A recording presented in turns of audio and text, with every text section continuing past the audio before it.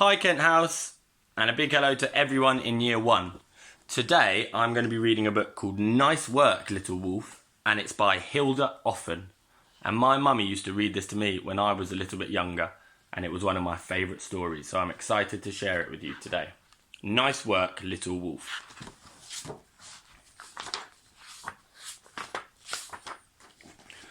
Mrs. Wolf and Little Wolf lived in a tumble-down house. There were holes in the roof and holes in the walls. One day Little Wolf fell through a rotten floorboard. "I can't stand this a moment longer," said Mrs. Wolf. "I shall go to the builder's yard and buy a hammer and nails." She popped Little Wolf in his pram and they set off for town. On her way, Mrs. Wolf met a friend and they stopped to talk.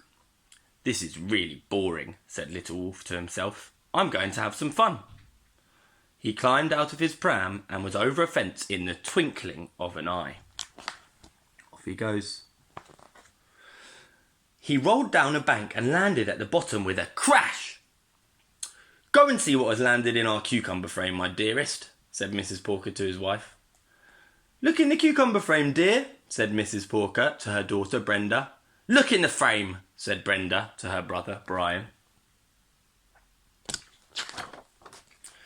Brian Porker had no one to order about, so he went into the garden.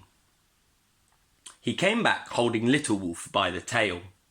"It's a cat," said Mr. Porker. "It's a ferret," said Miss Porker.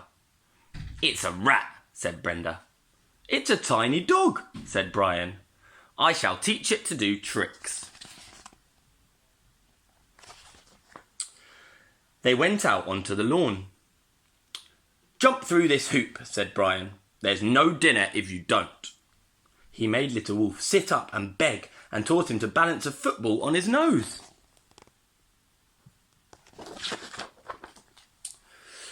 "Do go and fetch the Sunday papers, my love," said Mr. Porker the next morning. "Go and fetch the papers, dear," said Mrs. Porker to Brenda. "Fetch the papers," said Brenda to Brian. "Fetch," said Brian to Little Wolf. Little Wolf ran all the way to the paper shop. Then he ran all the way back, carrying the papers in his mouth. The Porkers snatched them and lazed around until lunchtime. "This house is in a shocking state," said Mr. Porker. "Clean it up, will you, my sweet?" "Clean up the house, dear," said Mrs. Porker to Brenda. "Clean the house," said Brenda to Brian. "Clean it," said Brian to Little Wolf. So Little Wolf dusted and hoovered and did the washing up. The Porkers went upstairs and had a nap.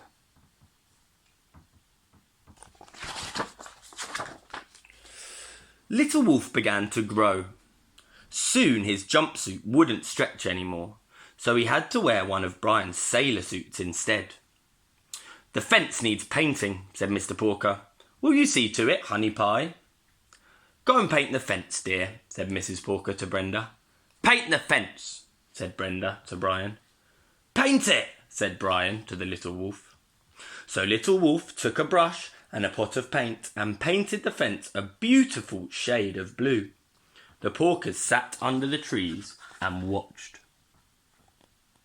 How rude.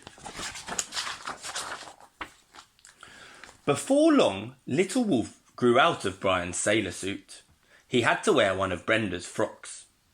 "The garden looks like a jungle," said Mr. Porker. "Tidy it up, won't you, my little blossom?" "Tidy up the garden, dear," said Mrs. Porker to Brenda. "Tidy up the garden," said Brenda to Brian. "Tidy it up," said Brian to Little Wolf. So Little Wolf mowed the lawn and dug the flower beds and planted new trees. The Porkers strolled about and sniffed the roses. Little Wolf was growing sideways as well as up. Soon Brenda's frock was too short and tight, and he had to wear one of Mrs. Porker's old ball gowns. The weather got hotter and hotter. "Please go outside and dig a swimming pool, my pet," said Mr. Porker. "Go and dig a swimming pool, dear," said Mrs. Porker to Brenda. "Dig a pool," said Brenda to Brian. "Dig," said Brian to Little Wolf. So Little Wolf took a spade and dug a deep hole in the garden. Then he tiled it and filled it with water. The porkers put on their swimming costumes and jumped in.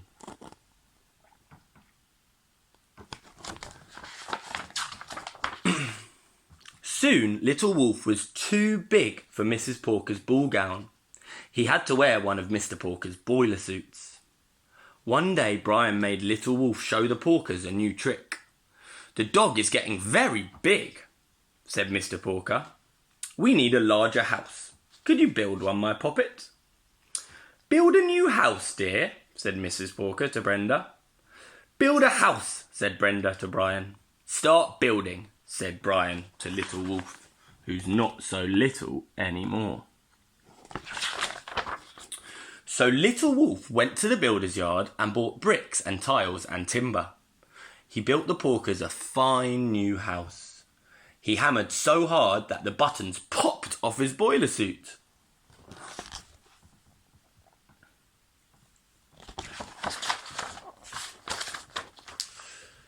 Then Little Wolf cooked bean stew for the porkers in their new kitchen. Mr. Porker dropped his spoon on the floor. "Pick up my spoon, will you, sweetheart?" said Mr. Porker. "Pick up your father's spoon, dear," said Mrs. Porker to Brenda. "Pick up Dad's spoon," said Brenda to Brian. "Pick it up," said Brian to Little Wolf. And at last the Little Wolf lost his temper. He took a deep breath. "No!" he roared. "I won't!" He was so angry that he burst right out of his boiler suit. "Help!" cried the porkers as Little Wolf chased them down the garden path. When he reached the gate, Little Wolf stopped. He threw back his head and howled. "Mum!" howled Little Wolf. "I want my mum!" Miles away in her tumble-down house, Mrs. Wolf pricked up her ears. She ran all the way to the porker's front gate. "My baby!" she cried. "How you've grown!"